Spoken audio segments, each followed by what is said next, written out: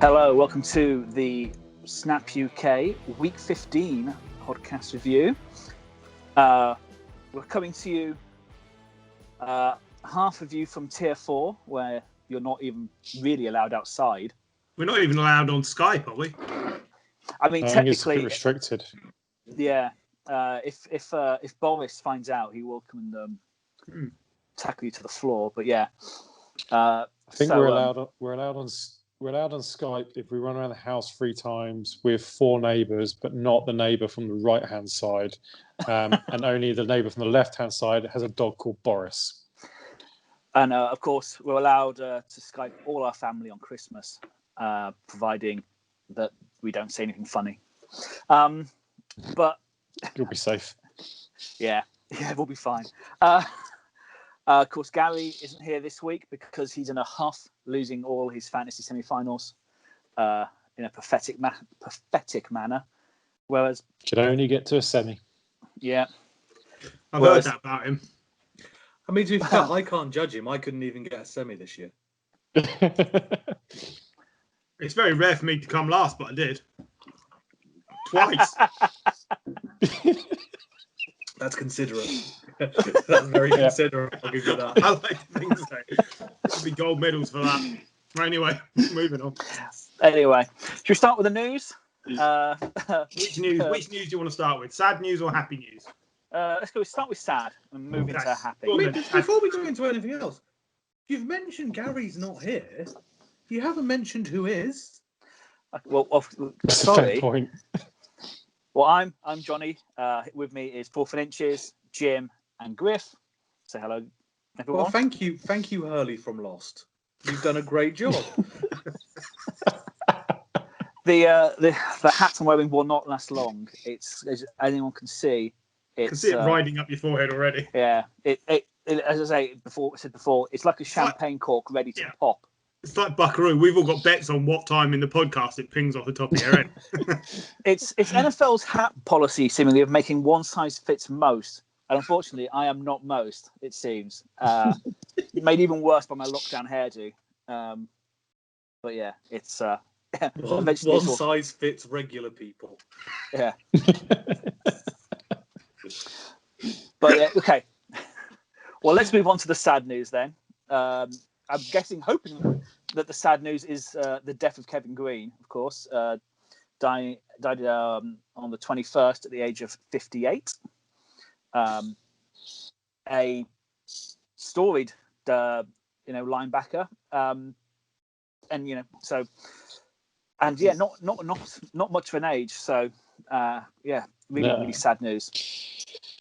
Yeah, Hall of Famer, played for, we counted it up 4 teams previously, and he currently lies 3rd in the all-time sack list. And if you ever go back and watch any of his videos from back in the day, it's great entertainment. It's what you want to see an edge rusher play out. He's fast, he's powerful, and he's one of the first kind of proponents that really emphasised the use of videotape study as a pass rusher. I pulled this quote out from ESPN.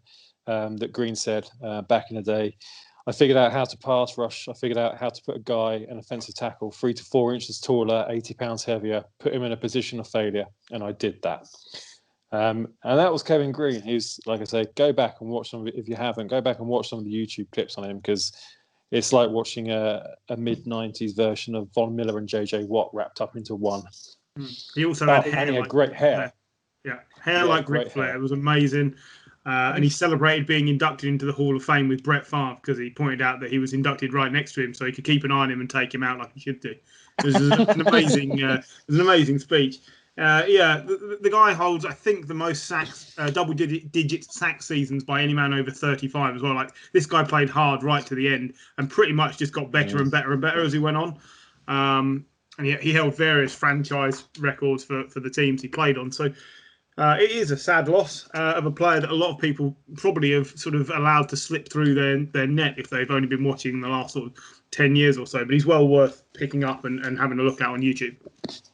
It's from the NFL throwback account on Instagram, and other things like that. It's these leaping sacks that he was doing, where he would just, you'd have a charging defender who would literally just jump over, and you've got a 300-pound man flying at you in midair. If you're the quarterback, you're going down. It's just amazing to watch. Yeah. And also, as a wrestling fan, it does need to be mentioned that he was in WCW in the late 90s as well, and he was fantastic there. And one of the people I've seen more than anyone sending him well wishes is Ric Flair. Oh, awesome. Who he was very good friends with. Well, there you go. Michael, do you want to bring us the good news? Well, there's various entertaining news as opposed to good news. Can we start with the fact that Dwayne Haskins has been maskless in a strip club? It's just amazing. Like, the guy gets the opportunity to reclaim his NFL dream, and what he can't help himself but do is screw that opportunity up, because he'll now be put on the COVID list, assumedly, and all because he just couldn't wait to get a face full of naked ladies. I mean we've all been there, but we're not all NFL NFL quarterbacks. No. And I think this is the biggest gripe with Haskins. You know, the rumor's always been that he may be a good player on the field, but it's what he's been doing off the field in terms of study, in terms of preparation, in terms of just being a good team leader, which Ron Rivera hasn't really appreciated. And this isn't going to help, and it's not going to help at all. You know, he had the opportunity for injury. He played okay against the Seahawks. Nothing special. I think, you know, if it had Alex Smith, they still would have stood a better chance. We'll come into that later. But, you know, he needs to be impressing, because I think he's done in Washington. So he needs to impress someone else to get another chance. There's two things I want to mention every time we talk about the demise of Dwayne Haskins. Firstly, as a Giants fan, how stupid were the Giants for taking Daniel Jones over Dwayne Haskins? And how clever Dave Gettleman has looked off the back of that. Never thought that's a sentence I never thought I'd say out loud. And secondly, is he the new Jamarcus Russell? Oh, he's not that bad, is he? I don't know. He's half the size. Fat. I mean, yeah. I just mean he's disappointing. It's a very similar thing, yeah. He's the next Josh Rosen. I don't know. No, I think that's unfair. He might be the next Johnny Manziel. It's a similar. That's a better one, yeah. It's the passing. Yeah. It's not a weight issue like it was with Russell, although the lack of study is what was there with Russell as well. Rosen, I don't think, ever got the opportunity, but the leadership with Rosen is also a problem. So he seems to have the worst bits of several different failures, and it's such a shame for such a young player who's just going to be written off now, I think. Like multi-failure, Dwayne Haskins. Multi-failure, but he did have a face full of poontang, so... Yeah. You know, whatever. And he's a millionaire who's, I'd love to fail that hard. Yeah, it'd be awful, wouldn't it? No, that's what I call a. So other not sad news. Well, we're going to come to some of it in the game review. I can't wait to go through things that were happening the last time the Bills won a divisional title. Yeah. Got that in front of me. Well, we'll get into that as we go into the games, but we might as well start with game of the weekend going in, which is Chiefs 32, Saints 29. And actually, come half-time, this was closer than I thought it would ever be, because the Saints took an age to get moving. Chiefs just getting it done again. Not blowing anyone away, but still winning. Yeah. So do you know the last time a team won all its road games the season following its Super Bowl victory? It's only happened twice. I was going to say it's one of the Patriots teams. Nope. It was the 49ers in both 89 and 90. They won all their road games following their double Super Bowl win. And that is the last time, which shows you how hard it is to win on the road. Obviously, this season is different because there are far fewer, if any, fans. But the problem in this game was the lack of Taysom Hill, because the Saints' defense couldn't have played any better. And Drew Brees in the first half was terrible. First time in his career he'd failed to complete any of his first 6 passes. When he did complete them, they were short of the sticks. He looked old. He looked old. I'd like to start calling him Old Man Breeze. Okay. You go for it. I'm sure he won't mind. It won't catch on, but you go for gold, yeah. I'd like to start calling him Jeff, but Jeff Breeze sounds like such a cool guy. Check it out, it's Old Man Breeze. I just think the Saints will not be good enough with him under center. No, I'm not saying Hill or Winston are the answer. I'm just saying he's not. So did it not remind anyone of when the Broncos threw Peyton Manning back in for the last couple of weeks and into the playoffs? The difference there is that the Broncos' defense was the best defense that season, and the Saints is up there, but it's not the best defense. It's a good defense, but not great. Yeah. And Peyton still had enough of the fear factor from other teams that he might just pull it off in one game. I don't think anyone's worried about Drew Brees, especially not without Michael Thomas.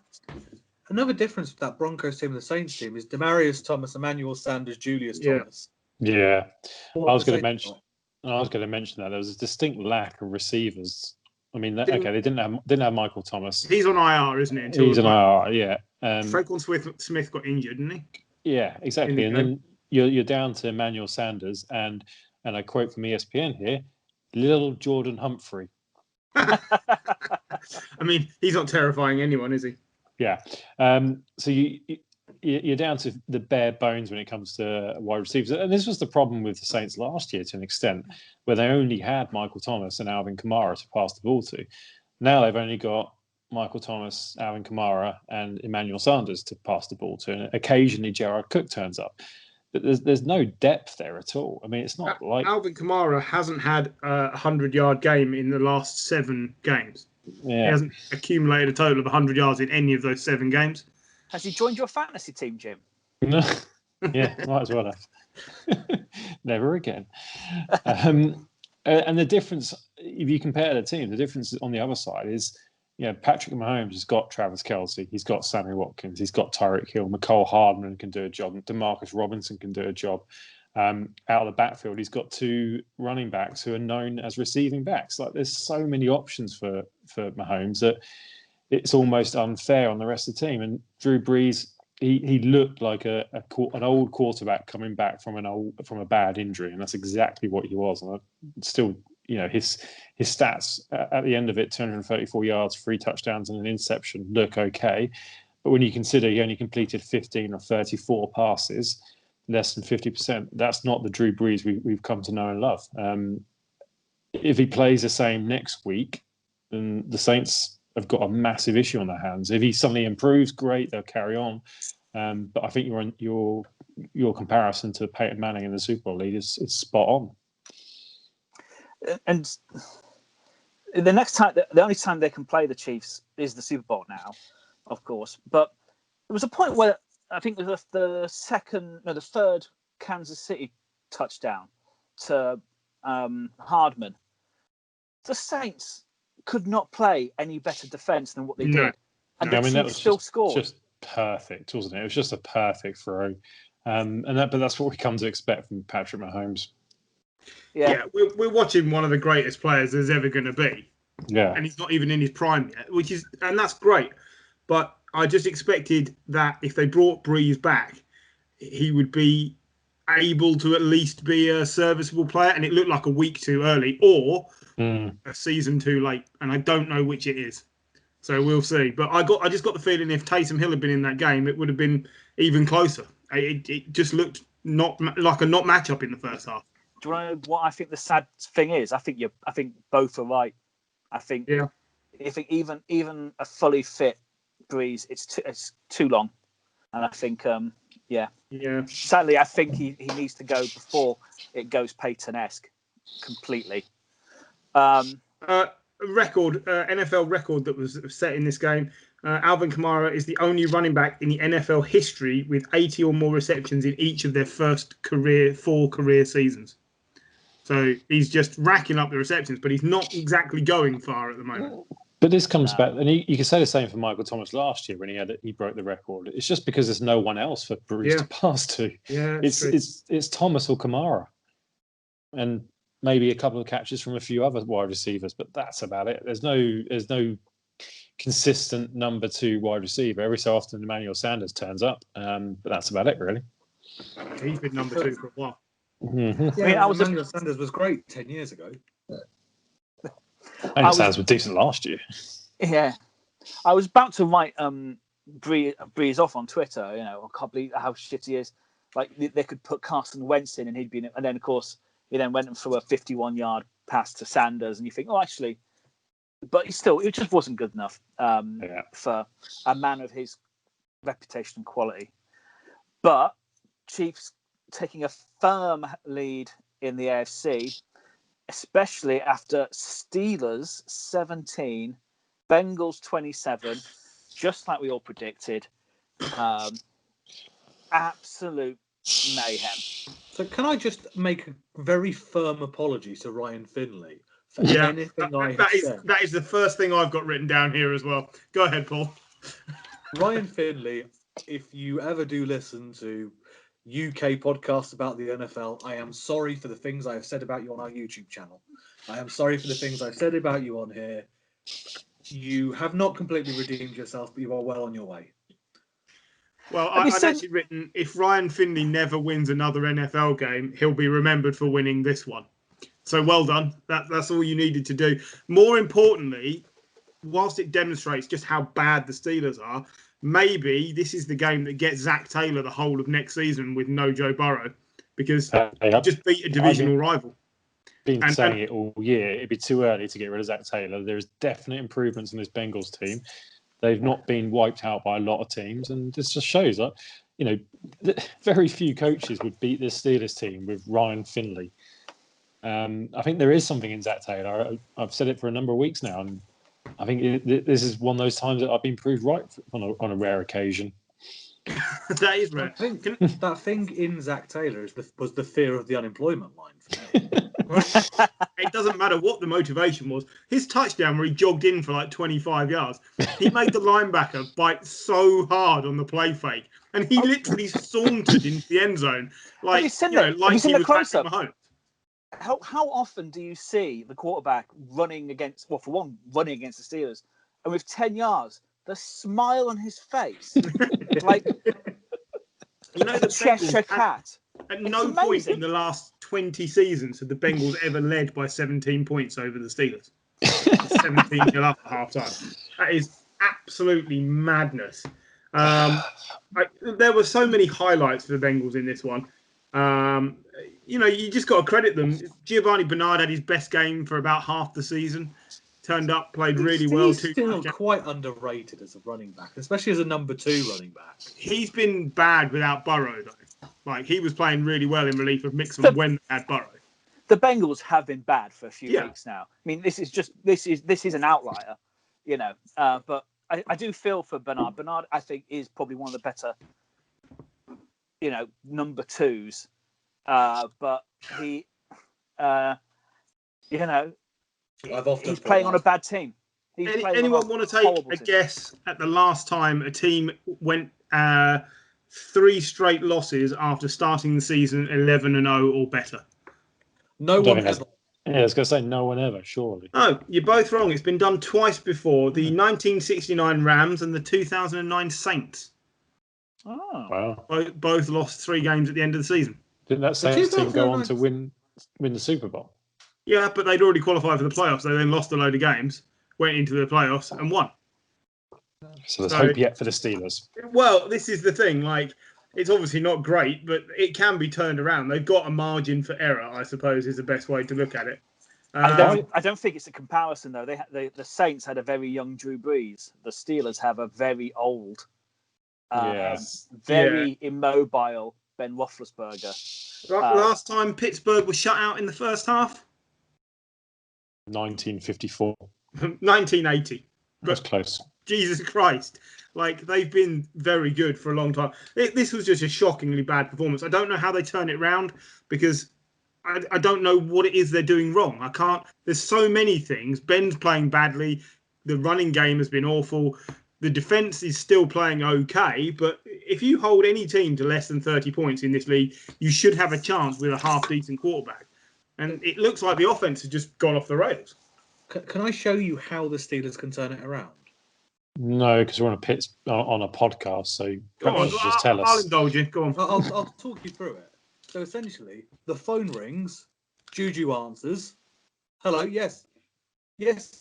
Oh, hello, Mr. Rooney. Yeah. You want me to stop dancing on the team's logo before every game because it massively motivates them to crush us? Yeah, no problem. Thanks, I'll stop doing that. Doesn't help, does it? I mean, no, it probably doesn't help. The hit by Von Bell. I mean, if that was Brandon Cooks, he'd be dead.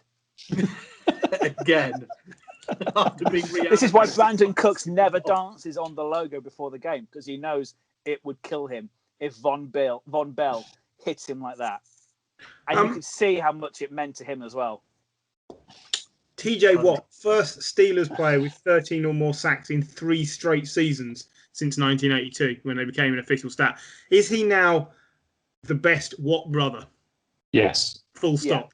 Yeah, he is. I mean, JJ Watt's still quality. But I'm talking over the length of their careers. This is his 4th season. Is he better than JJ Watt? No, JJ Watt's been Defensive Player of the Year. Yeah. Well, this is my thing. So JJ Watt's got the accolades, but out and out, if you put the two of them next to each other, I don't think there's a card's width between them. But also, JJ Watt wasn't playing with a defense as good as the Steelers. Most of the time. Yeah. No, I'm just asking the question. I don't think so yet. That's fair. I mean, if I was to, sorry, Paul, but I agree. If you were to ask me to pick, I'd rather have prime JJ than this TJ. Fair enough. What about Derek Watt? Spare a thought for him. The fullback. Yeah, he's like the 8th best fullback in the league, and he's making loads of money, but no one talks about him. Why doesn't he get like the initials? Like, is it DJ Watt? I mean, or is it just Derek Watt? I don't know. No, I like the fact it excludes him from defense. We've got JJ, TJ, and Derek. Yeah, true. Just it occurred to me the other day. He's Derek Paul, so he'd be DP Watt. That doesn't sound good at all. No, I have made that up, but I now want it to be true. And what about, of course, James Watt, inventor of the light bulb. But yeah. He is Derek. He's Derek John Watt. He would be DJ. Yeah, DJ. So why did he suddenly go with Derek and not DJ Watt? I mean, that's DJ is a common old acronym for people in the States. Let's go back to Roethlisberger. I sent you you guys a graphic earlier from NFL Next Gen Stats. He didn't complete a pass that was over 10 yards past scrimmage. And he had an interception just over. Every other pass that was over 10 yards was incomplete. Now, some of that I think could be down to the receivers, some of it, but I think a lot of it's down to Ben. And we talk a lot about Brady having can't throw the deep ball anymore. I think Ben's also suffering from that as well. Don't forget he had a serious arm injury last year. It's hardly surprising that as the season goes on, he's beginning to trail off. Yeah, but they must be able to coach around that. And I think the bigger part of the problem is you're relying on Benny Snell because James Conner's not come back from various COVID and injury issues. When Connor was sharp at the start of the season and Ben wasn't worn out, this team was excellent. As those two have declined, the whole offense has taken a massive step backward. They've resolved the drop issues that plagued their receivers the week or two before, but it's still not enough. You've got to either have it's a bit like the Colts. We've said on the weeks when the running game works well, you can get away with having Phillip Rivers not be in his prime. This is what the Steelers need. Ben Roethlisberger needs a running game in order to be anywhere near good enough. Yeah, and that's fair. As well, now they've cost themselves the week off. Yeah. Is that going to be one of the bigger issues? Because, I mean, I think it's huge. I think when you look back at the season as well, how their season's been disrupted by, and to be fair to them, other teams' lack of COVID protocols, meaning that they've had to shift buys. They've not probably had a proper bye week yet, in the sense of some of the other teams having a full 2 weeks off. They've had to kind of fill in buys, have little bits of breaks here. They played 3 games in 12 days, which started off this run of bad luck. I think that's having a massive effect on this team. And to your point, Ben not being 100%, and when we spoke to Nat Coombs earlier, he said, most players aren't 100% at this time of the season or any time of the season. But it affects you more when you're coming back from a bad injury and you're on the slightly wrong side of 35, perhaps. And that's once again another difference to that. We go back to that Saints team that also lost the games after going 11-0 up. They had a bye week. You can coast into that knowing that you've got a bye. You can reset it. They are playing straight away and against going to be decent opposition as well. I think it might be even one and done for the Steelers once it gets close. At the current rate, you wouldn't bet against that, would you? No. Okay. But you know, Ben Roethlisberger hit a stat this week. What was it? 60,000 passing yards? Yeah. That's impressive. That is impressive. Hall of Fame, I reckon. Yeah. I mean, he's no Philip Rivers. No, because he's got 2 Super Bowls. Yeah, he won in the playoffs. Clutch. Well, no one's ever acute. Never mind. Go on. Steelers now have the same record as the Bills. Bills 11-3. They trounced the Broncos 48-19, clinching AFC East for the first time in 1995. Yeah, 1995. You get a point if you can tell me what the most popular 2 films of the year were. Tombstone. No. Gangster's Paradise. Gangster's Paradise was a hit single that year. But what were the 2 biggest grossing films? Dangerous Minds. It was Dangerous Minds. Is it Babe? No. You have seen most of these films. There's one that's become a storied franchise with, I think, 4 parts. Toy Story. Yeah. And one that starred a sadly departed comedian. Good Will Hunting. Mrs. Doubtfire. Jumanji. Tits. But yeah, well, absolutely. But,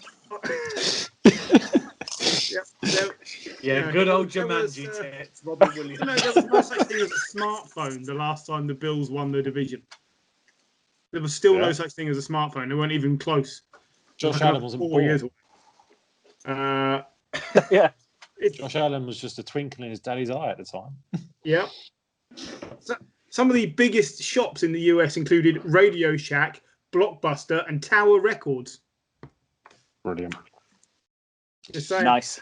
It's it's been a long road. Oh, and Boys to Men's One Sweet Day was #1 in America in December 1995. So Boys to Men, everyone, remember them.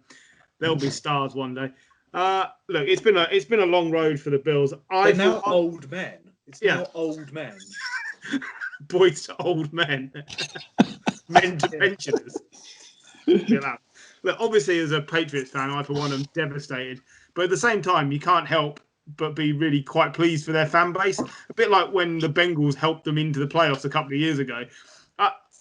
Fandom aside, I'm delighted for the Bills. Like, if you've got to root for someone else, it might as well be them. It's them or the Browns, right? So,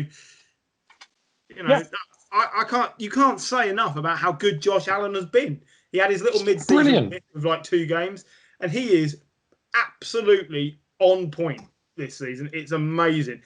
He's already flying past Bills records and all sorts of things. It's just, he tied Drew Bledsoe with 7 games of 300+ yards in a season. He's just, I don't know what else you could want from him. He's been excellent. He has been excellent. He's now on 4,000 passing yards for the season, completion rate of 68.7%, and that was his big issue. Going into the draft, but also over the last couple of seasons. And he's, I would strongly suggest kind of reading Peter King's Football Morning in America this week column, because there's a nice big chunk of it about Buffalo, but also includes kind of references to Josh Allen and the work he's gone through to try and improve his game and be the quarterback that Buffalo needs him to be. But one of the things that's interesting that comes out of that article, and we kind of mentioned it again when we spoke to Nat, but also when we've been speaking throughout the year, is when the Bills kind of interviewed both Bean, but also Bean, the GM, and also the coach, they kind of really pushed on the fact that you need stability and it's going to take time. We're going to revamp the roster, but it's not going to be a case of we're suddenly going to be in the playoffs next year.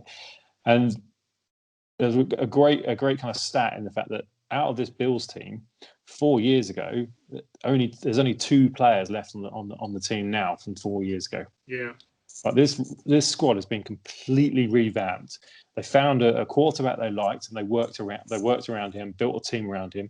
The icing on the cake has been the acquisition of Stefan Diggs, which some people looked at and go, I paid a lot for him, but it's what they needed. And he's been awesome this year. He's third in the league for receiving yards at the moment.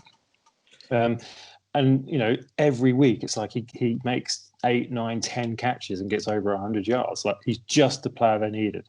I really want to see the Bills go far. Like, I would not begrudge the Bills winning the Super Bowl at all. I think it'd be brilliant. Yeah. I'd like to see just Josh Allen get a playoff win after last year, because I think if he has it might become a bit of a monkey on his back, a bit like sort of Lamar's only been in the game for 2 years, but already there's same amount of time, isn't it? In the same year. So so he just had a Bills, bad game last year. Bills won their division for the first time since '95, which was the third longest active drought of not winning their divisional title. Who are the remaining 2 non-divisional title winners? Browns. Bengals, Browns. Sorry? Bengals and Browns. Oh, you suck at this. No, Lions? Bengals won it in 2015. Oh, God. Browns, 1989. But technically, the new Browns have never won. They're not the new Browns. It's the same Browns. They just had time off. Yeah, Buccaneers. Yeah. 2000. No, even more recent than that. 2007, maybe. Go on. One more. It's an NFC team. I don't think they've even been to the Super Bowl either in there. Lions. Yes, the Lions. 19. Sorry. Oh, sorry. I didn't hear you say I did say that. Sorry. Sorry. I apologise. Well, 1990, I believe, the Lions. 1993, sorry, the Lions. So those 2 teams don't look like changing that around anytime soon, unless the Steelers carry on falling apart and the Browns can actually put that to bed in the same season, which is crazy to think that. But they can. It is doable. Oh, it's very doable. It actually sets up a wonderful thing that would happen. So if the Steelers lose next week, the Browns win, they play for the division in week 17. Which will be the game of the season. Yeah, I bet that gets flexed into prime time. Don't worry, we can all get together and watch it and Yeah. Me and John can watch it socially distanced from each other. In a park. I can watch it John. I can watch it. Over the first 45 games of their careers, only 2 players other than Josh Allen have 60 passing touchdowns and 20 rushing touchdowns. So he's one of 3. Who are the other 2? 60 passing touchdowns and 20 rushing touchdowns. Vic. Yeah. Nope. Steve Young. Nope. Newton. Yes. And one other. I'll be amazed if you get the other one. It's going to be someone random like Doug No, Williams. it's someone you've definitely heard of and someone you may have even watched play. Flutie? No. Kaepernick. Who? Kaepernick? No. Don't mention that name on this podcast. You know the rules. No, but he got to the playoffs twice, didn't he? Did. Yeah. It was Dante Culpepper. Oh, of course. Oh, Yeah. Good player. Exactly. Oh, well, there you go. Good stats. Well, Thanks. Now, Michael might get a bit quiet now. We move on to... No, I'm prepared for this. Oh, he's going to be Patriots even louder. 12, Dolphins 22. Yeah, well done. Dolphins, You start going, I'll go and get a beer. No, I've got not a lot. Who thought we were winning this game? I didn't. No. Literally no one. It's the same thing we say every week. There's a massive dearth of talent, and Cam Newton isn't a quarterback. That's pretty much it. J.C. Jackson, 10 takeaways for a defensive back, the most of any Patriots player ever. And yet he's not in the Pro Bowl. No. Crazy. Which is ridiculous. Yeah. There's a lot, actually, we'll go on to talk about this later, but there's a lot of odd decisions for the Pro Bowl that people haven't made it. Yeah. Should we bother talking about it? I don't know. Last quarterback to beat the Patriots. Anyone? The last Dolphins quarterback. Sanchez. Not the last Dolphins. No, just the last rookie quarterback to beat the Patriots. Mark Sanchez. No. More recent than that. Oh, weird. Not much, but more recent than that. Matt Ryan. No. The last rookie quarterback to beat the Patriots was in 2013. It was a Jet. Geno Smith. Geno Smith. Bloody hell. Must have been one of them Week 17 games where we didn't turn up. And obviously, 2008 was the last time the Patriots missed a playoff. The 11-season run is the longest ever consecutive streak in the NFL of all time.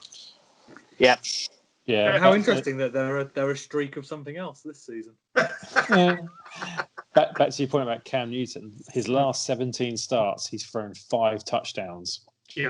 Aaron Rodgers has thrown 40 touchdowns this year. Yeah, which means he's closer to the number of touchdowns I've thrown in my last 17 starts than he is to Aaron Rodgers. Just saying. That's all I've got to say on this. The Dolphins did enough. Tua looked fine. Defense turned up again. Brian Flores, we said, he's one of the Coach of the Year candidates.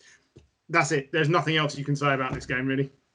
Yeah, Dolphins sort of in 7th place at the moment, just above the Ravens, and the Raiders are 2 games back. So every game they play now is a playoff game. They cannot afford to drop any games, but they could well win out. So you wouldn't bet on them losing though. Not with that. I mean, the defense keeps scoring points. That defense is just brilliant for them. And they got the Raiders and the Bills, and if the Bills are in the playoffs and they stand no chance of getting the number 1 seed, they might rest some of their players. And it could be and the Raiders will come on to them, but they've been terrible. So it's entirely possible for the Dolphins to win out. Definitely. Currently in 5th place in the AFC, Browns 20, Giants 6. I didn't make a lot of notes about this game because I don't think there was much to say, was there? Well, it just wasn't. It was such a non-event of a game. Which I think is a shame because the Giants did build some mid-season momentum, but they've regressed again. 5-9. If you finish this season with 6 wins, so 1 more from your last couple of games, I don't think you've got a lot to moan about. If I'm honest, this season, not considering started. Yeah, really, Baker. They're just proving that losing to the Ravens is not going to throw them off the season. They're carrying on. They're doing fine, and it's going to be a great Week 17 if that's how it goes. It's certainly that's all there is to say about this game. I don't really know. Can't believe this game was in prime time. Even going into the game, I wouldn't have put it into prime time, and the fact that it was there, it was just an odd decision. It does seem weird, but a couple of weeks ago it was quite a tough defense going against what was quite a burgeoning offense. But it's basically sold on name value. If at the start of the season, you'd probably put that as a primetime game because it's Beckham going home. But other than that, it's a strange decision to keep it there. It was, yeah. But talking primetime, it's Detroit Lions. The primetime Lions, is that what they call them? Lions. No division title since 1993, primetime Lions. An odd segue. Yeah, but well done for engineering that one in. Get your extra big crowbar out for the next one, won't you? I just like to slag off the Lions when I can. Lions 25, Titans 46. Titans hold 4th place in the AFC at the moment. 10-4, just ahead of division rivals, the Colts. But I mean, not much to say about this game really that we haven't said before. The Lions are waiting to the end of the season. Titans. I don't understand. How do you motivate the Lions? What are their team talks in the locker room? Let's just get to the final whistle. Let's get to the end. Do you want a job next year? Well, no. That's all it is. Yeah. I will say the one thing that concerns me in this game is the fact that the Lions scored 25 points. I think the Titans have got an issue on defense, which is they've got a big issue because they ship points to pretty much everyone. On the flip side, it seems like they can score at will at sometimes. I thought Tannehill had probably a career day with 3 passing touchdowns. Yeah, 3 passing touchdowns and 2 running touchdowns, and then you got Derrick Henry, and he seems to do pretty good. Speaking of Derrick Henry, 900 or more yard rushing games this season. Last player to put up 9 or more 100-plus yard games in a season? Barry Sanders. Adrian Peterson. far more recently than Barry Sanders and similar timing for Adrian Peterson, but not Adrian Peterson. DeMarco Murray. Yeah, DeMarco Murray, 2014. Yeah. Yes, absolutely. Matt Prater ties the number of over 50-yard field goals made with Sebastian Janikowski, with 58 from 50 yards plus. That's a long way to kick a ball. Don't forget, he did kick in Denver for a few years where the air is ridiculously thin. And here's a stat to illustrate how porous the Lions' defense is. They have conceded 40 points or more 4 times this season, which is a record for the Lions since their inception in 1950. It seems as well that there's been quite a few of those games quite recently. I don't know, but I remember them shipping quite a lot of points against I think they're just doing it every week, mate, to be honest. The last time the Titans won 10 or more games in a season. Well, their Super Bowl season, what was that, 2000? The Super Bowl run. They didn't win the Super Bowl. They're in the. It was the Vince Young season. It was a Vince Young season. Go on, Paul, take a stab. 2007. Oh, you should get one of those Radio 2 T-shirts. 1 year out, it's 2008, but never mind. Yeah, I remember seeing. He was one of your favourite players, I seem to recall. I like Vince Young. He was a fine player. Yeah, it's a shame he was wasted on Jeff Fisher. Do you remember Jeff Fisher? Yeah, what's he doing these days? Going 8-8 somewhere, probably. Texans 4-20. Sorry, 20. Texans 4. 4 and 10 Texans. Yeah. 4 and 10 Texans got 20 points. Colts 10-4, 27. So go on. Tell me you found something interesting in this game, because I struggled with this one. I thought the Texans were disappointing. I thought the Colts played exactly the way we thought they would play, and ultimately it was probably a little closer than it should have been. But you've always felt like the Colts have got 2 more gears. Yeah, felt the Colts did just enough. I think the defense showed up. Darius Leonard had an amazing game. And on the Texan side, it's the usual story. Deshaun Watson dragging them through games and making it look more competitive than it actually is. You know, with 2 games to go in the season, he has a career high of 27 passing touchdowns. Yeah, he's also second. Without DeAndre Hopkins. Yeah, he's also second in terms of passing yards, 4,134 behind Mahomes. But this is what I mean. He's playing phenomenally. What else have Everyone else is just terrible. Well, David Johnson's not been terrible, but he's limited because he's David Johnson now. He's not the old David terrible. Johnson. David Johnson, you got David Johnson for DeAndre Hopkins. That's a terrible, terrible switch. Let's go for one of Paul's favourites, a fact about Kiki Kuti here. He has 3 receiving touchdowns this season. How many did he have over his first 2 seasons? Paul Farron. 1. 1 year out again there, Paul. Never mind. It's not your day. Looking forward to the quiz later. Yeah. Going to be good. Kiki Kuti is a far better player than people give him credit for. He's just injured all the time. I agree with Paul. I think he's been pretty good this year. Yeah, since Will Fuller's gone AWOL, not really AWOL, just got banned, and Kenny Stills has gone. Kiki Kuti's stepped up and he's been pretty decent. Yeah. But yeah, no one else has, though, because everyone else is just terrible. The defense is terrible. The offense is terrible. The thing I've got to ask the 3 of you is, name another Texans receiver. Chad Hansen. Just because they're in front of me, I could. They're not in front of me. Brandon Cooks is still there. Yeah, of course. Yeah. So the man you talked about earlier, nearly dying, you had to be jogged to your memory that he's there. Yeah. Yeah. Yeah, that's true. Yeah, absolutely. Like it's awful. You can't get over how bad this team is, both in terms of not how they're playing, because I think they're playing to the best of their abilities, but their abilities are so low. You'll not call JJ Watt or Deshaun Watson. The best thing they've got so much draft capital coming up. The best thing you can say about the Texans season is they got rid of Bill O'Brien, but they are 3 years away from rebuilding this team. It's going to take they're going to have to get someone. We said it last week. They're going to have to get someone who is willing. They're going to have to. Who wants to take a 6-year contract and wants to build something literally from the bottom up, because there's nowhere else to go for that.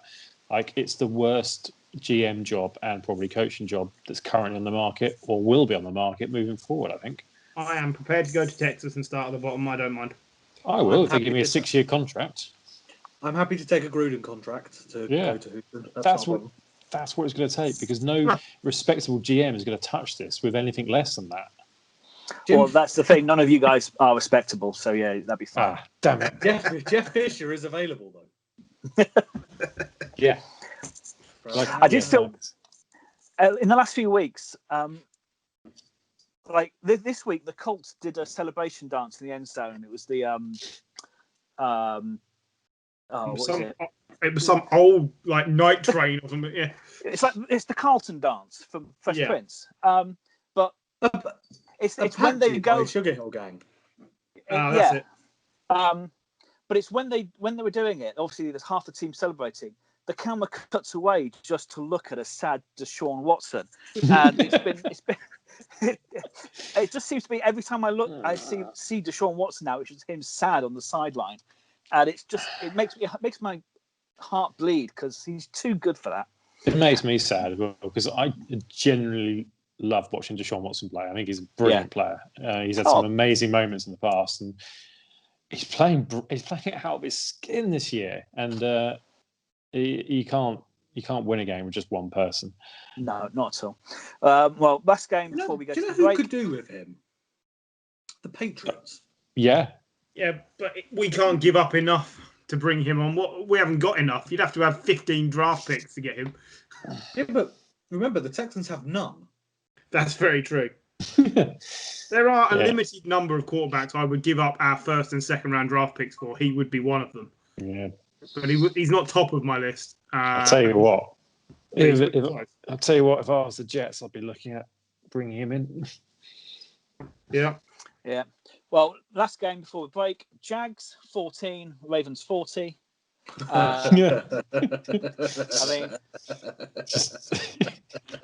so the Jags now, we're going to get on to why, but the Jags are now sitting there for the number one pick, and boy, do they need it because they just. When you don't have a quarterback, you have no quarterbacks. I can't remember whose quote that is, but it's a famous NFL quote. They've just got nothing going for them whatsoever. It's just... I just said what would be the worst GM job going. This is the best GM job going. You've got actually some decent parts on the team already. Like, not terrible. Like, there are some decent players there you can work with. You've got at the moment, the number one pick. So you're in line to pick up a quarterback who is being likened to the likes of Elway or Andrew Luck, or name any top player that's come out of college. And you've got 11 draft picks in total this year. Yeah. And $72 million in cap space. Yeah. This is a dream job for a GM. It's the complete opposite of the Texans. Think how many David Johnsons you could get with $72 million in cap. With regards some random things about this game, just because there's not a lot to talk about, so you can move on. Des Bryant's first reception for 1,100 days. Yes. Stupid. It's like, was it 1,197 days or something? You know, he's a number 3 receiver, but fair play to him for sticking with it and actually getting back in this league. Yeah, because definitely. After all those injuries and then COVID, you could easily see someone giving up. So, fair enough. Here's one for you to test the brain cells. J.K. Dobbins just became the first rookie to have 50 rushing yards and a rushing touchdown in 4 straight games since who? Jamal Lewis. No. You suck today. It's a show favourite running back. He gets C.J. Anderson. No. Frank But I don't care. Give him his proper name. No. But yeah. Give him his proper name. I will not allow Super Bowl winning 1,000-yard rusher, C.J. Anderson. It's a man not so illustrious, but feast mode himself, Eddie Lacy, in 2013. Yeah. Before he ate all the pies, was a decent rookie. He was a decent rookie, that's right. Really was, yeah. He was O'Roy. Mark Andrews passed Torrey Smith for the most receiving touchdowns by a Raven in their first 3 seasons with 19. It's because there's no one else to pass to. Yeah. He's been a great player. Yeah, that's been awesome. Yeah. Still on a down year, though. Strangely enough, but still. I don't think there's really much else to discuss from these. I need to say, back to the people who missed out on the Pro Bowl, James Robinson didn't get into the Pro Bowl. That's harsh. Yeah, that is really harsh. Over 1,000 rushing yards, third for rushing yards at the moment, and he's been brilliant. And I think it's only the fact that he plays for the Jaguars. It's an unfashionable team, and a lot of it goes down to fan votes. Which running backs got in the AFC then? Oh, well, I'm guessing Derrick Henry. Oh, brilliant! Well, let's do a Pro Bowl. Let's do a Pro Bowl recount at the end. I can't believe they're having a Pro Bowl this year. Yeah, it makes no sense. Absolute no sense. But let's do a recap of the Pro Bowl at the end because we can do some research.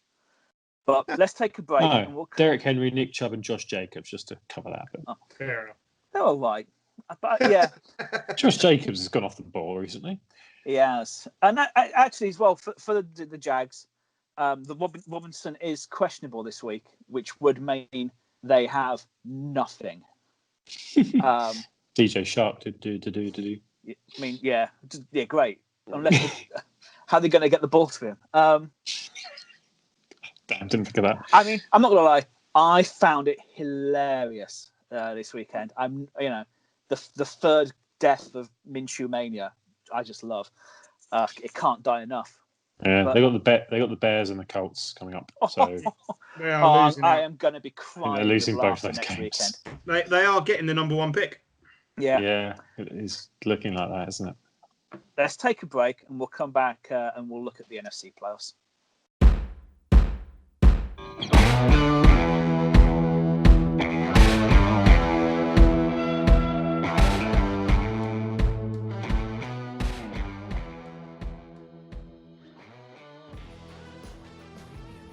Welcome back to part 2, and we're going to go straight into the reason the Jags have number 1 pick.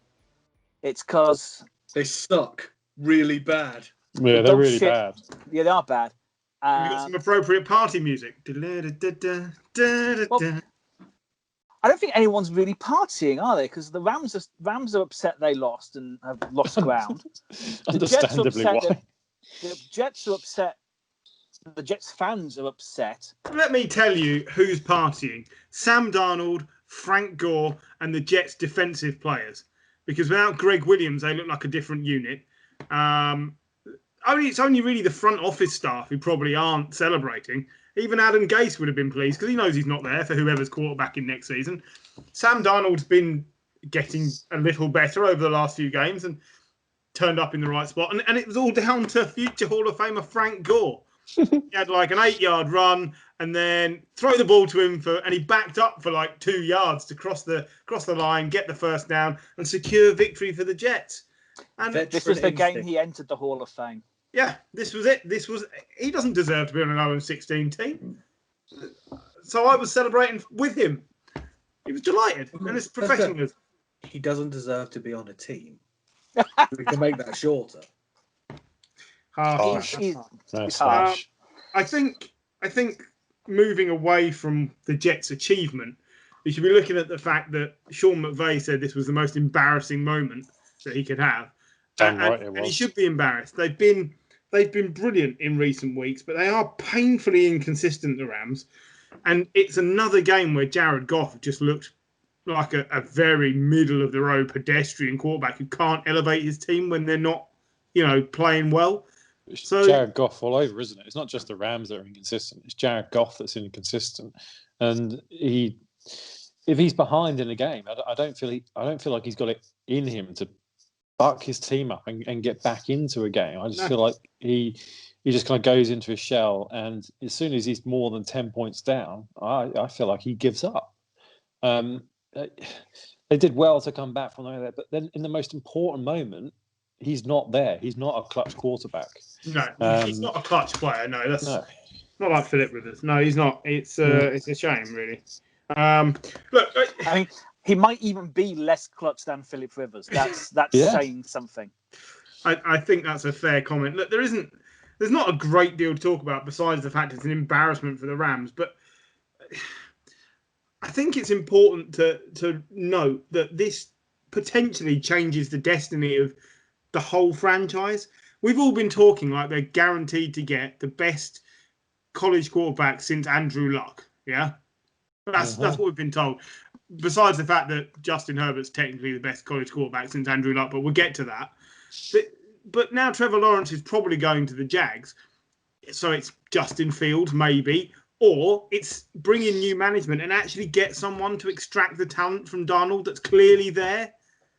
No, I think that's the better way to go as well. Cause like Justin Fields, his game on Saturday, if anyone watched it, he looked a little bit like Sam Darnold. He was seeing ghosts and he was a bit unsure of himself, and that's not exactly what you want when you're going from a quarterback who admittedly saw ghosts and is not always sure of himself.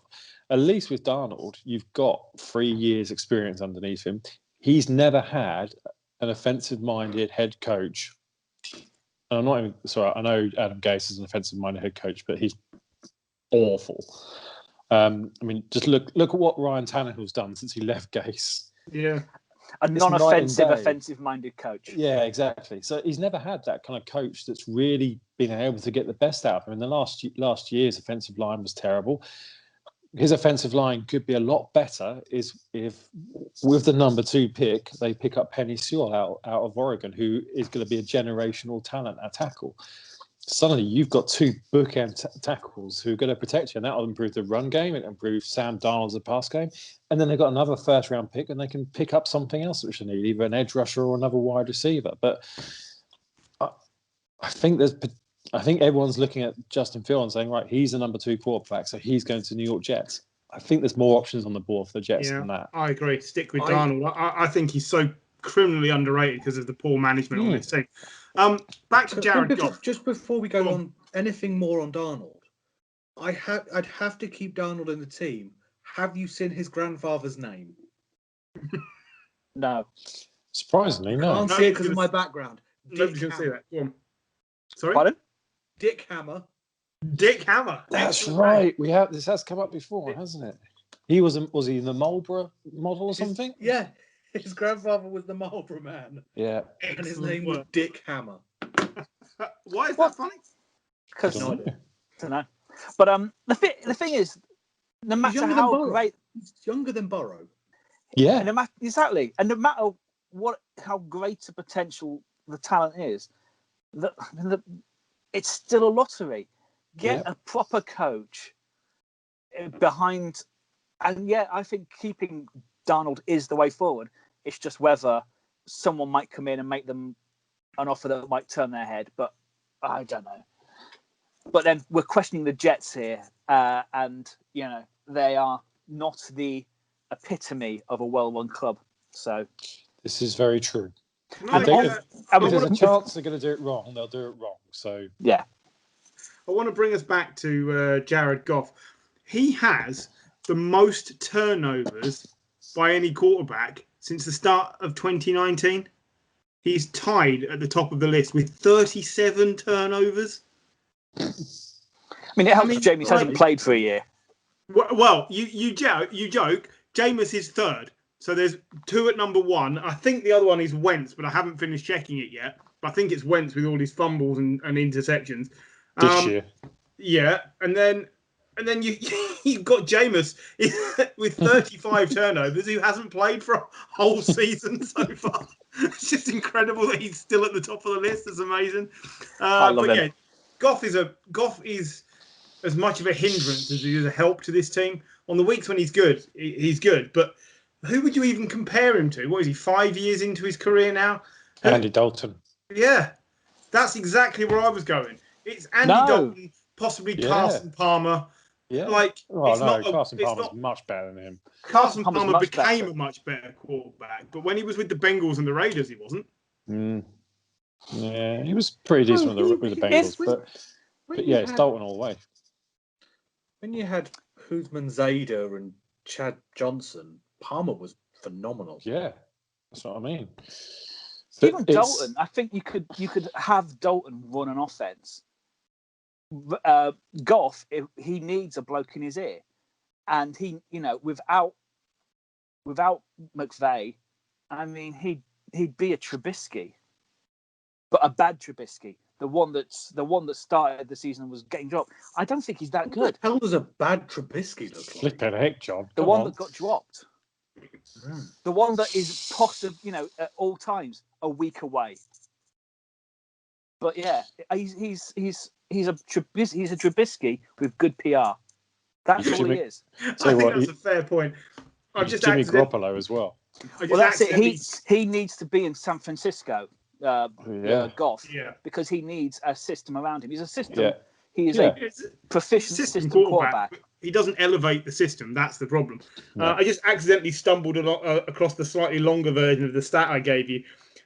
Goff's 62 turnovers since 2017 are the second most in the NFL in that time span. You want to take a stab at number one since 2017? Daniel Jones. It's Jameis, of course. Still hasn't played for a whole season extra compared to everyone else. And he missed a load of games when Fitzmagic was playing as well. That's brilliant. He missed half a season with his Uber ban, Fitzmagic, and he's still top of some categories. That's amazing. And God, I do miss him this year. It's a whole lot less fun without him. Don't forget how this time, or coming up for this time last year, how we celebrated when he threw that game-ending interception, that pick six. And they gave him extra time to do it. It was just incredible. One of the greatest seasons of all time. Yeah. Anyway, for the Jets, Quinnen Williams. Oh, he had a great game. He manhandled Aaron Donald. He was brilliant. But yeah, they've got Mekhi Becton, who is just the big, he makes other football players look like dwarfs. Honestly, he is incredible. If you couple him, if Penny Sewell is half the talent which he's meant to be coming out of Oregon, that's two offensive tackles you've got for the next 10 years. You've got the bookends for the next 10 years, and that's. You don't have to pay him for. Well, exactly. Quinnen Williams went out injured, and that's when the Rams did catch up. He had a concussion, didn't he? But he was doing his best Aaron Donald impression. And that's the first time I've really seen him play to that sort of level. Yeah, it really was good.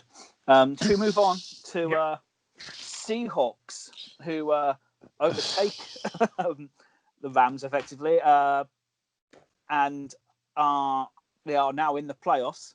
They 10-4. They beat the football team.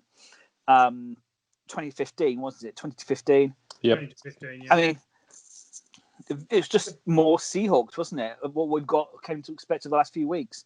And I do think actually a better run Washington offense might have. An Alex Smith-led, Antonio Gibson-backed offense beats this Seahawks team hands down. They were just a couple of weapons short, or some poor quarterback play short of upsetting the Seahawks. And the point is, it shouldn't be an upset anymore because they're not good. They're very average. They've got some good players, and that's why they're getting away with it. But if Smith and Gibson play this game, or either one of the two, this is probably a win for the football team, and that shows you the level the Seahawks have dropped to. Yeah, absolutely agree. The Washington tight end is having a great end of the season, isn't he? Logan Thomas. Logan Thomas. Yeah, he had 10 receptions and 100 yards for the first time in his career in this game. I think he got to 13 catches. 13 catches. That's Waller. That's Waller's style figures. You know. Yeah, this team massively misses those two players. I think you're absolutely right. Though either one of them, I think this would be a completely different story. Like, you're asking Dwayne Haskins to throw 55 times. Let's not even get to the 55 times. You're asking Dwayne Haskins to play. I thought that's where you were going to stop. Yeah, you're asking Dwayne Haskins. That is a problem if you're asking Dwayne Haskins any questions other than where's the nearest titty bar, because he'll know the answer to that one apparently. And have you got your mask? No. Okay, keep going. Jamal Adams, though, he has 4 straight games with one or more sacks, which is the longest streak ever by defensive back. And he's got the most sacks ever by a defensive back in a season, hasn't he? Yeah.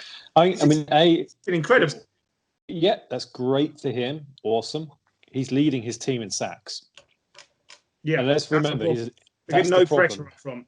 Yeah, he's a defensive back. They're getting no pressure on the quarterback from anyone else on that defensive line. So Yep, great. He's playing well, but if you're gonna bring in a safety with a first round pick, which is a lot of capital for a safety, he should be a safety. Earl Thomas and Cam Chancellor didn't get like 8.5, 9 sacks in the season, but they were damn good safeties. So yes, it's good, but it's also like it covers up the bigger problem, which is like no one else is getting sacks on his team at a regular rate. And it's a bit like Minka. Like Minka is getting lots of turnovers in Pittsburgh, but actually his other stats are really average. And if you're going on stats, it's he's got this great headline, but everything else, if he's on his PFF ratings are pretty, so it's strange. It's one of those things. Stats can prove a lot of things. But of course, Jamal Adams gets into the Pro Bowl, and that's it. He got into the Pro Bowl based on those stats. But actually, I don't think he's having that great season, apart from this sort of outlying, sack stat. Yeah. This was the game where Russell Wilson passed his career high in touchdowns for a season with 37. Like, who'd have thought he's on for a career year in a team that's not playing that well? Well, he's playing well, and he's playing okay. He was brilliant at the start of the season. MVP race weeks ago. Yeah, he was brilliant at the start of the season, and he's been average for the last few weeks. No running game. Across the board, you say, okay, that's good. He's doing just enough to get them through, but I think people have found out about this offense. I think they're figuring out how to deal with it, because there's been a couple of games where they've done just enough, and they just scraped through against not great opposition. Like when you look at it, they beat the last 4 games. They've beaten the Eagles, they've lost the Giants, they've beaten the Jets, and they've beaten the Washington football team. That's not a hard competition, really, is it? No. In the big scheme of things. And you can get out Russell. The Giants showed that. Even Washington, you can get it. But if you take away, Wilson is their offense, isn't he? Effectively, it's they need to pray that he does not get injured at any point. Jesus. They would be. Down the toilet.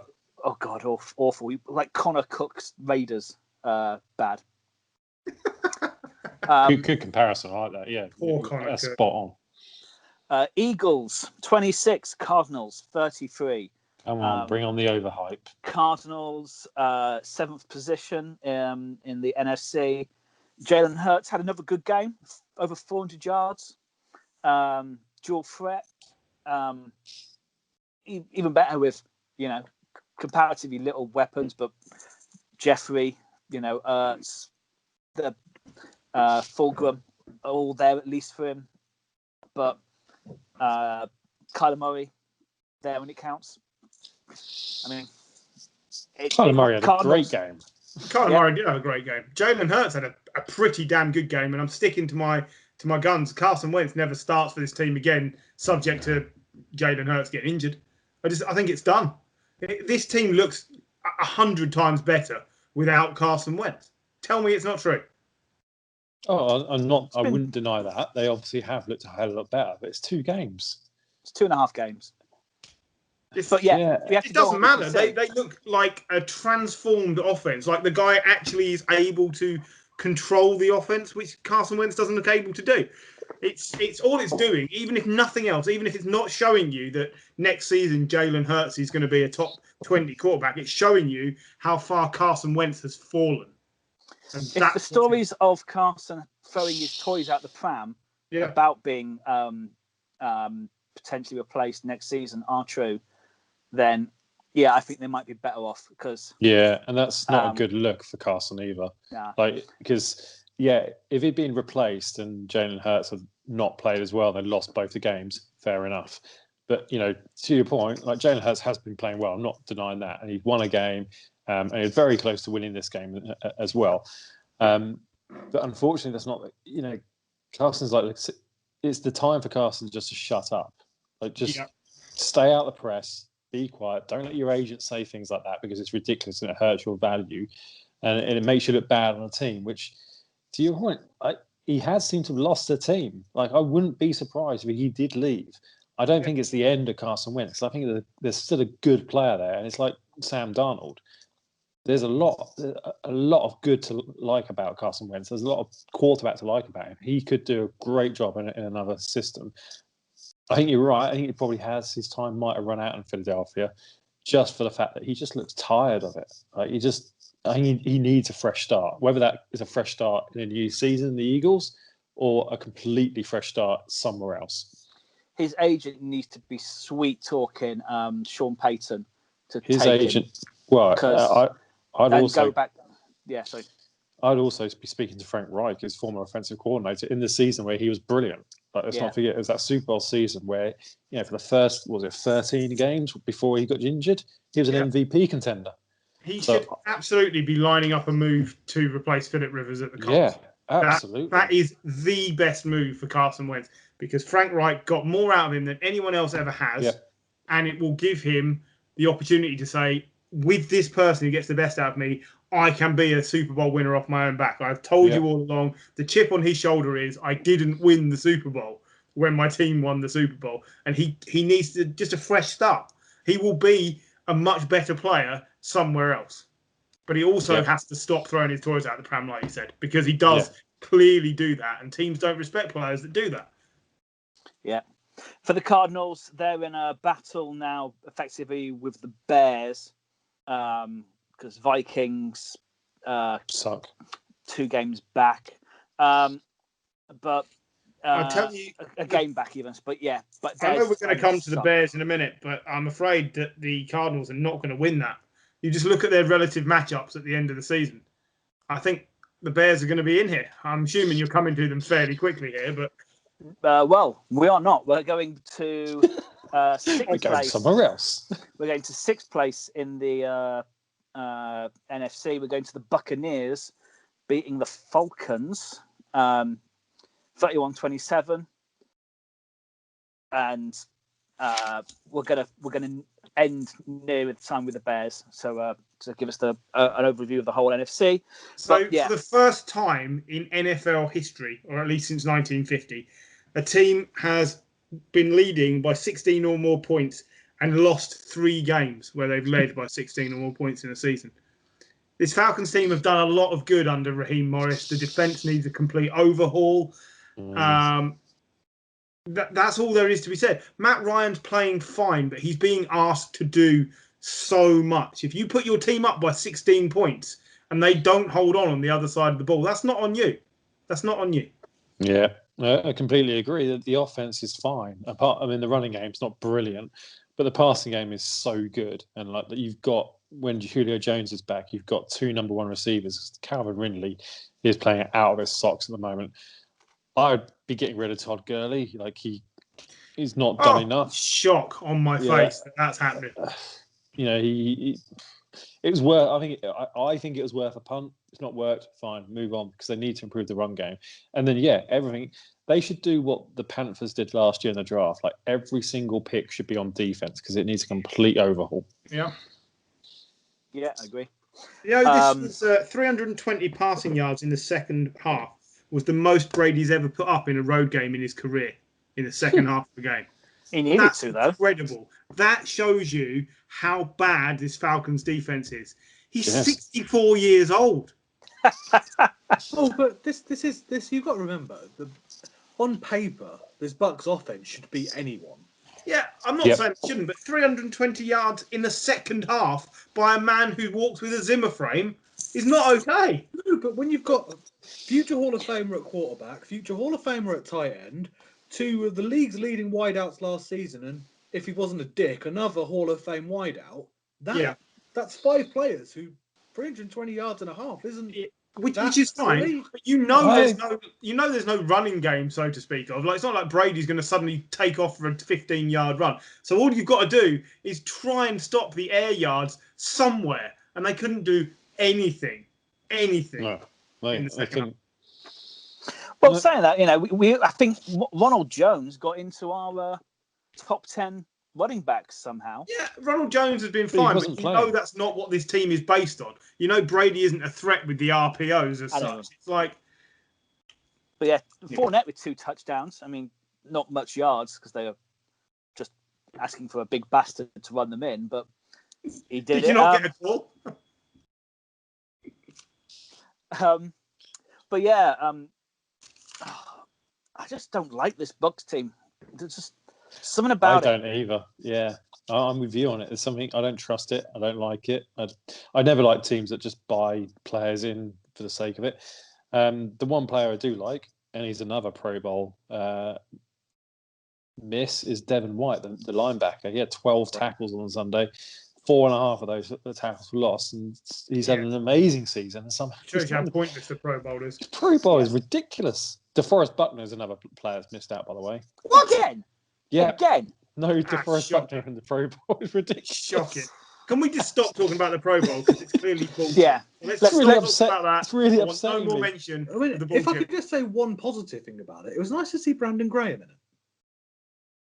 Yeah. Right, there's your one positive. Moving on from the bullshit bowl. Moving on. Go on. Packers, they beat the Panthers 24-16. So they are number 1 in the NFC. Yeah. 11-3. They did enough without being impressive. 8 of the Panthers' 10 losses have been by 1 possession this season, which tells you a lot about how they are playing very, very well with a limited squad. And Matt Rule is dragging them in the right direction. I've said it before, I think they should stick with Teddy. I don't think he's the issue. I know he's not amazing, but he's solid and he's well respected. And you just keep building. It's disappointing rather than awful. And that's fine. You can improve on disappointing. I totally agree. Yeah. I keep Teddy. I think he's done nothing wrong. I don't know. I think he's reached his ceiling, and I think that's unfortunate. I like the guy. I really love the story, but I don't think he's playing well enough over the last couple of games to warrant a starting quarterback. He might have reached his ceiling, but he's just given DJ Moore and Robbie Anderson both 1,000-yard seasons. They're only the second ever pair of receivers to do that for the Panthers. Yeah, but I think that's more on them than it is more on them and more on the play calling than it is on Teddy Bridgewater. He's not been asked to throw very far. No, I don't feel like you can put the game on his back and he'll pull you through it. What I will say is that defense played really well. It's going to go through the drives for the Packers. They started off with 3 touchdowns, and you're thinking, "Oh, this game's over." Yeah, it was a bad start. And then for the next few series, this is towards the end of the second half, end of the first quarter. Sorry, punt, field goal, punt, field goal. Brian Burns had an amazing game. Like he got to Aaron Rodgers consistently, put him under pressure. It's one of the worst games I think Aaron Rodgers has had this year. If it hadn't been for that start, I think this Packers team would have been in trouble because that defense turned up. Didn't Aaron Rodgers come out after the game and say, if we play like that in the playoffs, we'll be out 1 and done? Yeah, I believe him as well. I think he was fairly disappointed with the way they played, especially in the second half. Yeah. Robert Tonyan had a receiving touchdown, in 5 straight games, which I believe is the first time for a Packers tight end in forever. He's got 10 touchdowns on the season, hasn't he? Yeah. I think he's leading tight ends in terms of touchdowns. And guess what? He's like the number 10 or 12 receiver with touchdowns, not just tight ends. Like, he's right up there. Do you want to know where I'm going to go next? No, in the Pro Bowl. How many times? I'm trying not to swear on this chuffing podcast. Stop mentioning the bullshit bowl. We're not doing it. Right. We'll come up with our own end. At the end of the year, we'll come up with our own definitive squad rather than this bullshit. We'll call it the proper bowl, and we'll do it with the players that should be there. Yeah. Jesus Christ. Fair. So, a humding of a game actually here. Bears 33, Vikings 27. Humdinger. Humdinger of a game. I'm not walking past that. Humdinger of a game. I'm so glad someone picked you up on that. Coming from the 1940s. Nice game in Detroit, see? It was spiffing. Yeah, I think that's fair. You deserve the criticism for that. Humdinger. Oh, wow. Neat performances from the boys of the weekend, see? Sorry, okay. A good game in Minnesota. No, I think that's fair. So 33-27 to the Bears. I'm glad I picked the Bears to win this one. You can't trust Kirk Cousins. Stop trusting Kirk Cousins. He's not very good. Fine. It was a close game, but the Bears are a different team. The last 4 weeks with their new offensive play calling, they've scored 30-plus points in each game. Do you know what else is happening? What's that? David Montgomery, last 4 games, 146 yards, 113 yards, 72 yards, 103 yards. Wasn't getting anywhere near that for the start of the game. And we said it for a number of teams. You can't run the ball. You're just not going to win. It's simple as that. You put too much pressure on your defense. You don't take enough time on the clock from a winning position. You're relying too much on a passing game, and you're just not winning. And now the Bears' offense have finally figured it out. The defense is also coming into play as well. Like Khalil Mack's looking better because he's not absolutely gassed every time he takes the field in the second half. Absolutely. It's true. The Bears are definitely doing much, much better on offense. Trubisky was just the 4th Bears quarterback with 10,000 passing yards and 1,000 or more rushing yards in his career. I think it was Cutler, Harbaugh, and McMahon are the other 3. So he's up there with the best Bears quarterbacks. Don't forget that. There's only Sid Luckman or whatever that's ahead in most of the stats. But that's not exactly like a whole list, is it? I grant you, but I'm just saying in terms of Bears quarterbacks for just this franchise, he's playing as well as most of their players. Jay Cutler have been one of their best players of all time. It's like being one of the best Burnley wingers. Like no one cares. It's like being the best Farrow brother. Well, no, but that's it. No one cares. The only reason a Bears quarterback is any good is when they go smash mouth and they run it up the gut, and that's what they're doing now with Montgomery. And that's fine, and that's what they should have been doing all season. David Montgomery was always a stud, and that is it. They haven't done it since Jordan Howard was pretty good. That's a perfectly fair point. Or Matt Forte as well. Can you tell me the last time the Bears won 3 consecutive road games over the Vikings? No. The 1980s. Yes. 85? 84, 5, 6. Yeah. 3, 4, 5. 1 year out again. I see how this is going today. But yeah, that's like back in the day with some great players. So yeah. I think you've got to credit the Bears. Yes, they've had a massive blip, but they have sort of gone back to their plan and changed things around, and they're doing enough. And do you know the thing here is there's a good chance that Matt Nagy and Mitch Trubisky get extensions if they get into the playoffs. Yeah, I think they might, but I just don't. I think the Cardinals play the 49ers next week. I think the Cardinals win that. And then they got the Rams. The Cardinals have got the Rams after that as well, I think. Yeah, the Bears have got... but then the Bears have the Packers. That's only if the Packers pack up for a week. Yeah. Which they may well do. They may well do. I'm just saying, out of the two, out of Nagy and Trubisky, if you had to hand a 3-year extension to one of them, which one are you extending? Nagy. I don't want to do it to any of them. No, I don't want to do it to any of them. But I'd rather take Nagy and a better quarterback. I would say Nagy if you knew you were getting a better quarterback. But Trubisky's been a top 10 quarterback the last 3 of the last 4 weeks. He has the talent. It's a bit like Darnold. Are you getting enough out of him or not? That's what you got to ask yourself. Anyway, for Nagy, a stop clock is right twice a day. That's where I see Trubisky in the last couple of games. Sorry to interrupt you, John. But no, I'm saying for Trubisky is fine if you have the game play to effectively not use him. And it's how Blake Bortles got to a championship game. You know, they just use him when needed, not because it's. I like Trubisky. I just don't see a future for him at the Bears unless they are gonna completely go one offense, and that's probably what they should do. But anyway, last game: 49ers 33, Cowboys 41. We don't need to talk about this. We do need to talk about it. Is it the last game? We haven't done the Chargers Raiders either.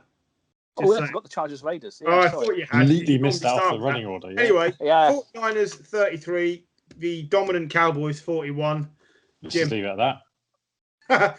Tony Pollard, anyone want to pick me up on the fact that I said he's having a better season than Zeke, and I stick to it? I agree with you. No, I'm just saying, does anyone want to take that and run with it? Because why not get something for Zeke? Yeah. Get something for Zeke. Yeah. I'd get rid of him. Yeah.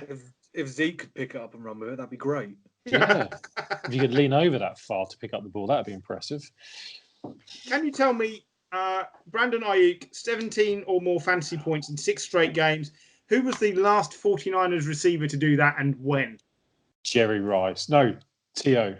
In 1999. 2000, 1 year out again.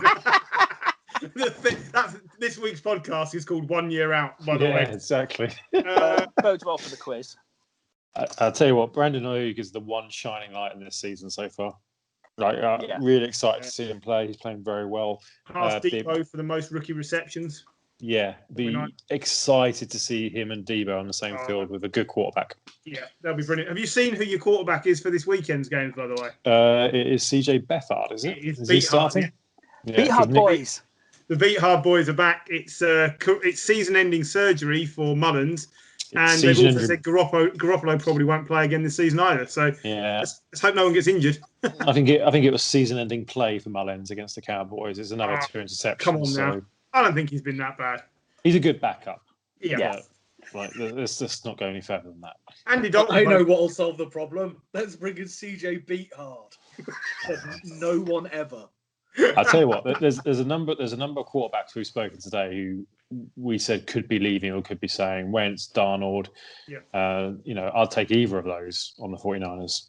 Well, as I say, it might be that Mullins is the only one still on the roster for you guys next year. Yeah, I think so. I think Garoppolo's time's coming to an end here. He's constantly struggling with injuries, and he's not very good.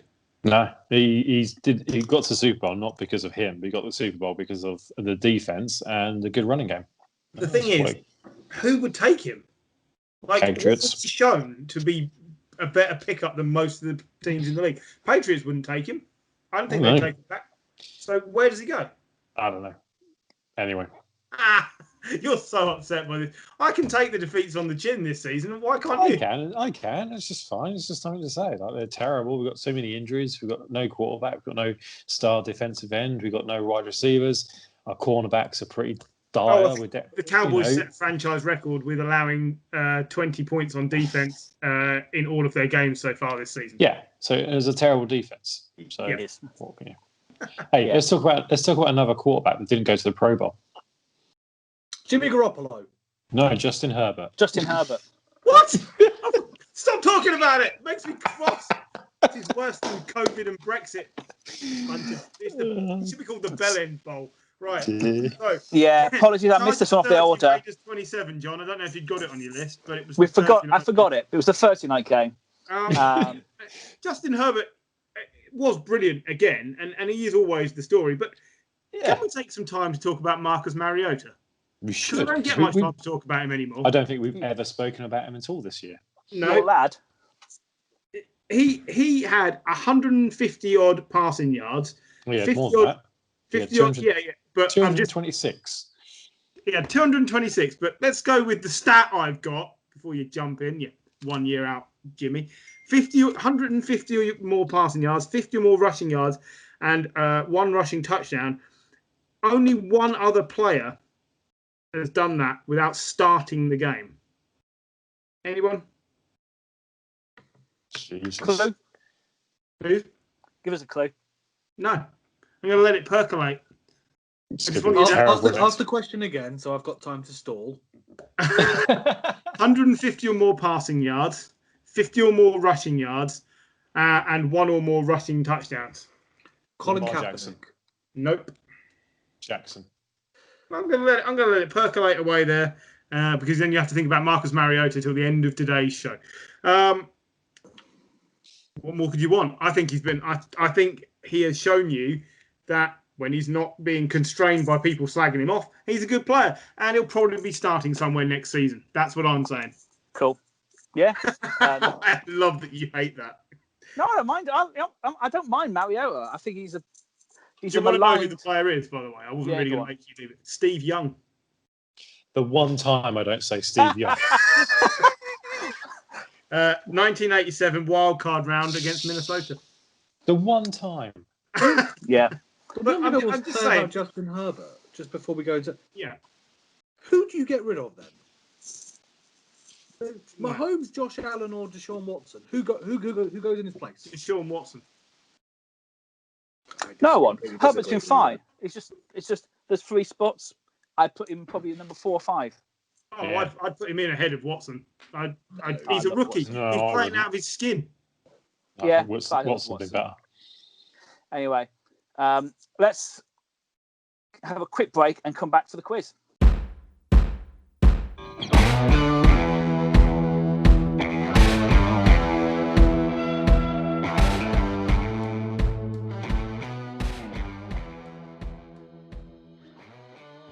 Welcome back to part 3, a rare part 3 on the Snap UK. Let's call it a Christmas extravaganza. Exactly, yes. So we normally like to finish the season with a few quizzes. So this is the start of the quiz season. And this week, it's all about NFL in 2020. So stuff that's happened this year. COVID. It may come up. So write your answers down. We'll come back to you at the end. Mark, yeah, because of where we are, we're having to mark your own. So, question 1. Who scored the first touchdown in the current season? Ooh. Clue, it was Texans v Chiefs. It was an offensive touchdown. So it's not like are we after like a passer or the pass catcher? Or... We want the person who caught it or run it in. Yeah, okay. It was a Texan or a Chief.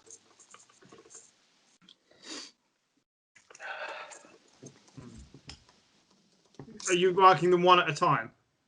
Yeah, we'll do them at the end. Oh, okay, go on. Number 2, in the Super Bowl back in February, pre-COVID, when we could all hang around together. I could lick Jim if I wanted to. The 49ers scored 2 touchdowns. I'll have a point for either player. So if you can name me both, you can have 2 points. 2 49ers players scored. Ooh. Yeah. Yeah. The Jags. They've only won 1 game this season. Who is it against? Oh, that was yeah. I'm going to suck at this quiz. Okay. T.Y. Hilton. He's had a quiet year. And he had to wait a while for his first touchdown. Which week did he score his first touchdown? What week are we in this week? 15. Okay. Would you like multiple choice or do you want to just guess? No, I'm just going to guess. Sweet. Okay. Which was the first game postponed because of COVID? Point for each team. I think I know that because I had 7 of my players missing from fantasy that week, and that's when my fantasy season started to fall apart. That might give everyone else a clue. Yeah, Jim benefited from it. I think your season fell apart at the draft, didn't it? Yeah. Number 6. Greg Williams was fired after a ballsy play call cost the Jet a win. Against whom?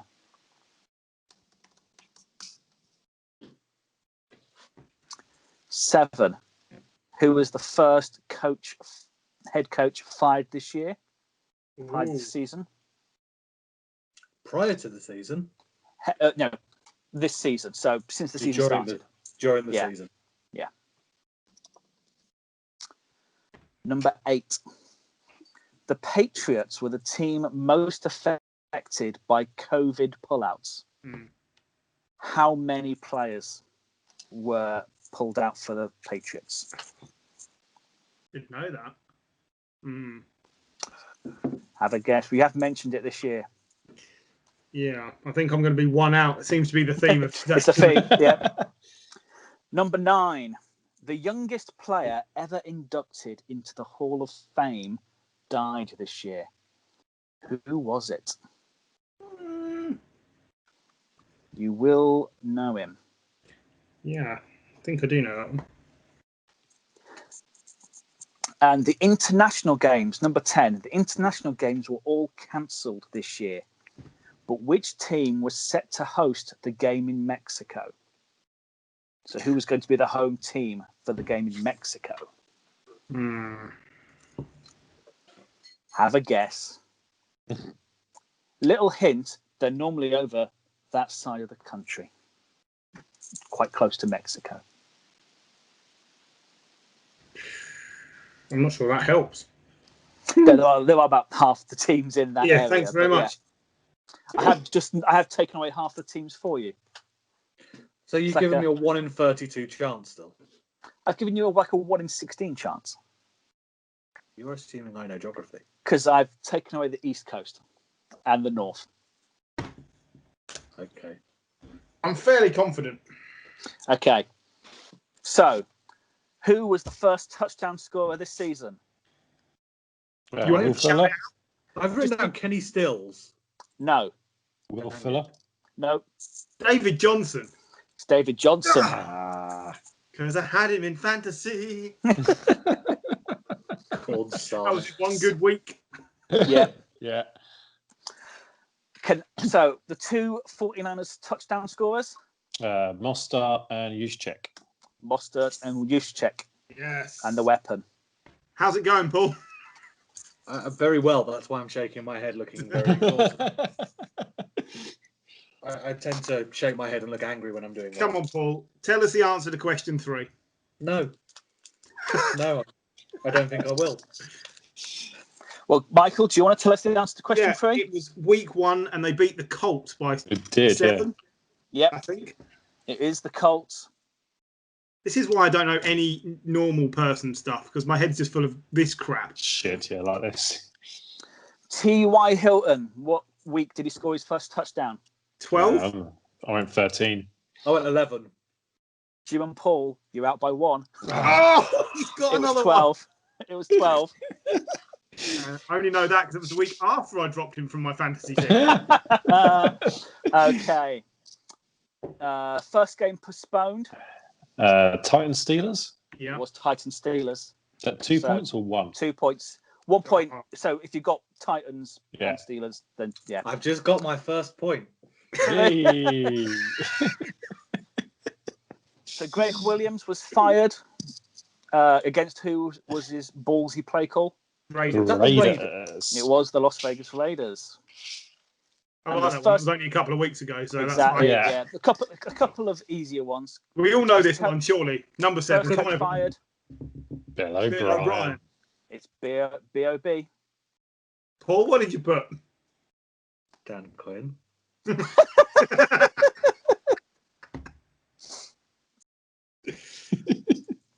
Okay. Yeah, Question 8. I should the know Patriots, this one, but not sure. How many players pulled out?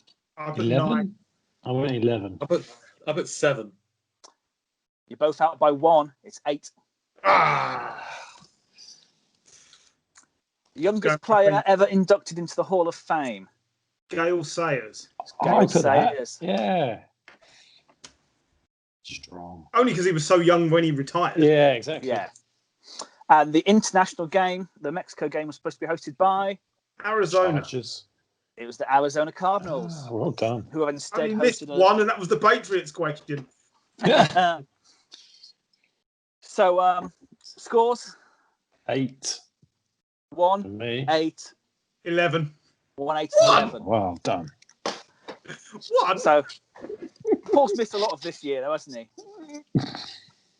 Has he? He's still been watching it. Kenny Stills, Emmanuel Sanders, Browns, Week 11, Titans, Ravens, Raiders, Dan Quinn.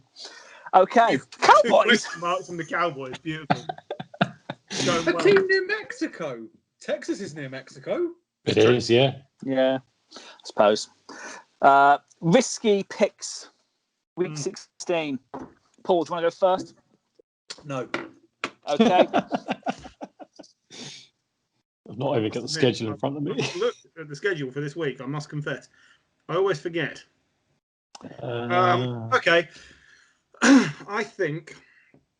First game's on Christmas Day. Oh, for God's sake. The Patriots are playing the chuffing Bills this week. I will go first. The Raiders are going to beat the Dolphins. Ooh, really? Oh. Well, you got that one wrong already. I kind of want to jump on the bandwagon a little bit, but I don't know which bandwagon to jump on. I could either take the Bengals to beat the Texans or the Jets to beat the Browns, because that would be hilarious if the Jets beat the Browns. It's just not happening. A Christmas miracle. It would be a Christmas miracle. Well, I'm going to say the Colts pile on the pressure on the Steelers. Oh, that would be unbelievable, surely. Can I go Eagles over Cowboys? Is that allowed? Yeah. Cowboys are coming off a win. Yep, I'm going to go Eagles over Cowboys then. Any NFC East game is risky. Yeah. I'm going to take the Bengals to beat the Texans just because it's risky and they look frisky. Risky, and Gary picked the Jags to beat the Bears. That's risky. Did he? No, he didn't. He hasn't said I heard that. Gary picked the Patriots to beat the Bills. Yeah, that's what I heard too. Or should he pick the Falcons to beat the Chiefs? I think you've got more chance with that one than us beating the Bills. Christ. Bizarrely, he's gone for the Falcons. He's gone for the Falcons to beat the Steelers, and they're not even playing this week. So that's a lesson. So that Monday night game, Titans and Packers. Looks huge, doesn't it? Yeah, that's a good game. Derrick Henry against a pretty poor run offense. No rush defense. That could be the game where the Packers stumble. Yeah, we've got games on Boxing Day as well. Something to watch. Good, because we won't have anything else to celebrate for. Yep. This Christmas, I'm just going to be in my underpants all Christmas. What's new? Well, and this is our last show before Christmas. So, listen, if you managed to make it all the way through, we hope you have a very Merry Christmas. Oh, I'm sorry. There's one more bit of news that's just come in. 49ers are signing Josh Rosen. That's amazing. Why not? You need a backup. Is he worse than Beat Hard? No. I mean, I wouldn't mind giving him a go. No. It's just a different version of bad. Yeah. And that's it. Like, different version of bad. I'm a Leeds fan, and actually, quite perversely, there was something quite ecstatic about watching Leeds lose at the weekend and doing something new, and it was nice. And that, you can watch Rosen with a whole new sense of perspective. Look, he was a top 10 pick 2 years ago. He can't be that bad, and he doesn't cost us anything. We need a quarterback because we're down to Beat Hard. So let's have a look and see what he can do. We're all down to Beat Hard, surely. Yeah. If you're spending Christmas in your pants, you're Beat Hard. Yeah. You should see the state of my Christmas stocking. He spent the year with Tom Brady as well. What could be better? True. I'm trying to find positives here. Yeah, because the last quarterback who spent time with Brady is doing a great job there. Epic fail. Oh, Merry Christmas, everyone. But yeah, Merry Christmas. We'll see you in that awkward bit between Christmas and New Year. Right. No one knows what day it is. Yeah. But and of course, me, Paul, and Griff will hopefully be before the weekend to discuss our picks on YouTube. But yeah, until then, we need Paul to tell us when he'll be available rather than wait until 2 minutes before he wants to record the bloody thing. I mean, I'm not lying. I like his style, but it's effing annoying. But yeah, Merry Christmas. hopefully, it's as good as possible in trying circumstances. Don't die. That's key. Stay safe. And Merry Christmas, guys. Don't lick anyone. What? But yeah, stay safe, guys. Merry Christmas. Bye.